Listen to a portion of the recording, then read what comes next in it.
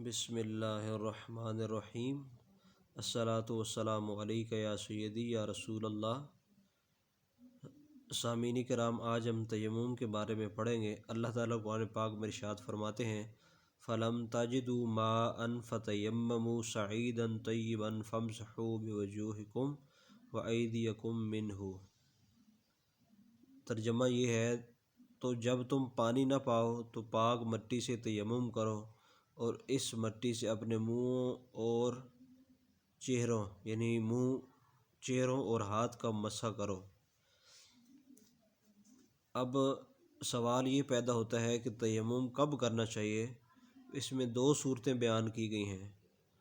سب سے پہلی صورت، اگر پانی میسر نہ ہو، یعنی آپ کے پاس پانی دستیاب نہیں ہے اور غسل کرنا ضروری ہے، یا آپ کے جسم کے اوپر زخم بن گئے ہیں، کوئی دانے پھوڑے وغیرہ نکل آئے ہیں، یا ایکسیڈنٹ کی وجہ سے آپ کا جسم زخمی ہے، تو وضو کرنا ہے، اور وضو اگر کریں گے تو بیماری بڑھنے کا اندیشہ ہے۔ حکیم، ڈاکٹر یعنی جو معالج ہوتا ہے وہ کہتا ہے اگر آپ وضو کریں گے، پانی یعنی جسم کے حصے پر لے کے جائیں گے تو آپ کی بیماری بڑھنے کا اندیشہ ہے، تو وضو کے بجائے تیمم کیا جائے۔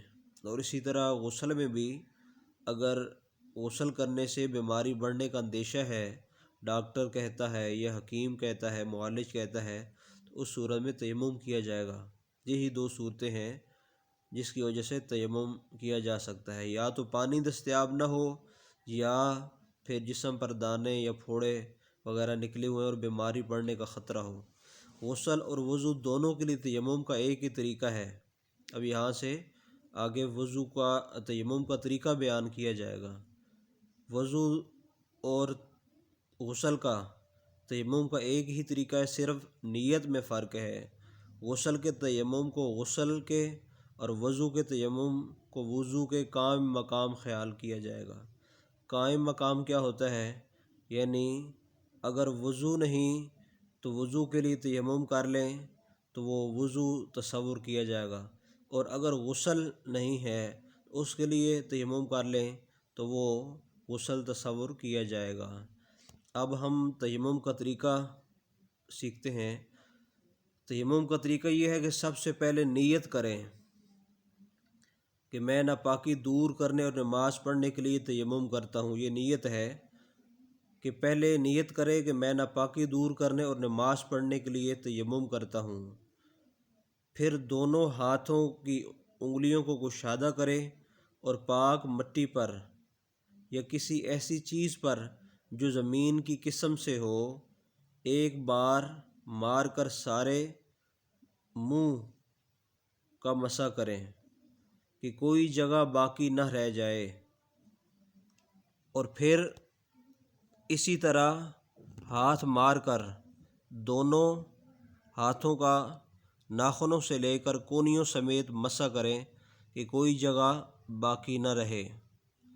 تو سامعین کرام، اس کو ذرا تفصیل کے ساتھ سمجھیں کہ سب سے پہلے جب آپ نے تیمم کرنا ہے، نیت کرنی ہے، پھر اس کے بعد آپ نے اپنی انگلیوں کو زمین کے اوپر، جس کے اوپر زمین کے اوپر مٹی ہو، کوئی زہری طور پہ کوئی نجاست نہ لگی ہو، یعنی جگہ پاک ہو، زیادہ مٹی بے شک نہ ہو، گرد غبار ہو ہلکی ہلکی، تو اس سے بھی تیمم ہو جائے گا۔ اور وہ ہاتھ انگلیوں کو کھلا رکھ کے زمین پہ ماریں، اور مارنے کے بعد وہ جو مٹی آپ کے ہاتھ کے ساتھ لگی ہے اس کے چہرے کے اوپر مال دیں، اور اسی طرح پھر دوبارہ ہاتھ زمین پہ ماریں، اور مارنے کے بعد اس کو اپنے ہاتھوں کے شروع کریں اور ہاتھوں سے لے کے کونیوں تک پہلے جو ہاتھ کا اوپر والا حصہ ہے اور بازو کا اوپر والا حصہ ہے اس پہ ماریں، اور پھر اس کے بعد جو نیچے والا ہاتھ کا حصہ ہے اس پہ ماریں۔ پہلے اسی طرح دائیں بازو اور پھر بائیں بازو پر اسی طرح جو ہے وہ تیمم جو ہے کیا جائے گا۔ تو یہ تیمم کا مکمل طریقہ ہے۔ انشاءاللہ کل مکمل جو ہے فرض جو تیمم کے ہیں ان کو انشاءاللہ بیان کریں گے۔